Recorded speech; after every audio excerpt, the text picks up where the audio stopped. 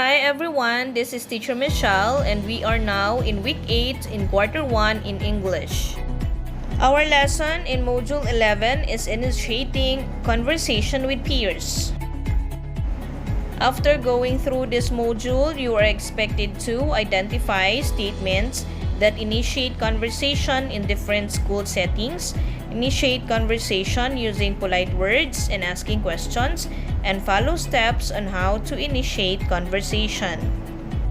Before we will begin our lesson, let us have a review first. In the word school, how many syllables are there? There are 2 syllables. How about in the word garden? How many syllables are there?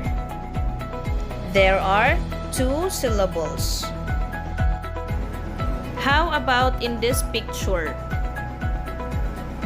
Can you cite words having 2 syllables? What are these? We have playground,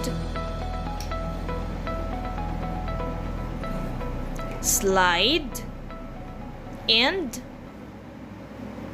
seesaw. Since you have understood how to syllabicate the words, let us have the unlocking of difficult words. First is the word cage. It means enclosed wires to protect animals.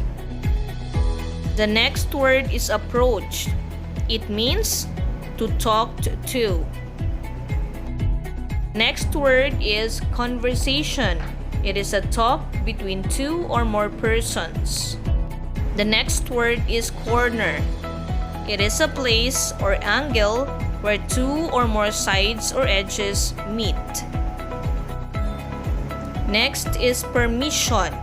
It means consent. Last word is pet. It is a domestic or tamed animal kept for companionship or pleasure. Now let us read the conversations in the story My Pet Cat by Lynn Pañares. Monday morning in school, and Myrna was alone in the corner outside her classroom. Noemi saw her, but she was shy to approach her. But she felt bad about it, so she went ahead and started talking with Myrna. Hi Myrna, how are you? Hello Noemi. I'm sad. Why are you sad? I played with my pet cat yesterday morning, but when I came home in the afternoon, I did not see her. I went ahead in my room to make our assignments. When it was dinner time, I did not saw her around. I thought she was in her cage. After I ate, I asked my mom, but she did not know where my pet cat was. I asked everybody, but all of them in the house did not know where she was. All of us were looking for her until in the middle of the night, but she was nowhere to be found. Oh, I'm sorry for what had happened. It's okay. Don't be sad, I have 4 pet cats at home. I will ask my mom to give you one. Really? That's great. Thank you. You are welcome. Can I go with you at your place tomorrow? Sure, I will ask permission from my parents. Okay, let's go back to our classroom. Yes, let's go. Did the 2 girls have a good conversation? Did Myrna start the conversation? Did the conversation start with a greeting? Did they stay on a topic? Did they take turn in talking? Do you think they maintain eye contact? Did they shout from each other? Were they polite? Do we make friends from simply initiating a conversation? Do you think learning how to initiate a conversation while in school is also useful at home? These are the 3 steps to initiate a conversation. First, be polite. Greet the person, like, how are they doing? Second is think and ask about one of their interests or your shared interest. And lastly, the third one, get the person's attention by saying hi and the person's name. Ask question to start the conversation. Next lesson is how to summarize and restate information.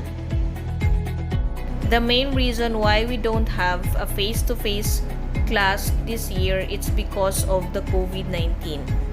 So let us read the story about my COVID-19 pandemic task. Do you know what is COVID-19? What did you do to avoid catching and spreading it? Jose and Maria are just like some of the children who stopped going to school and stayed at home. They learned from the news that COVID-19 virus is very contagious and could kill people. So these are the things that Jane and Maria should do in order to avoid catching and spreading the COVID-19 virus. First, they stayed at home. Second, they always clean their hands with soap and water. Third, they make sure to cover their mouth and nose when coughing and sneezing.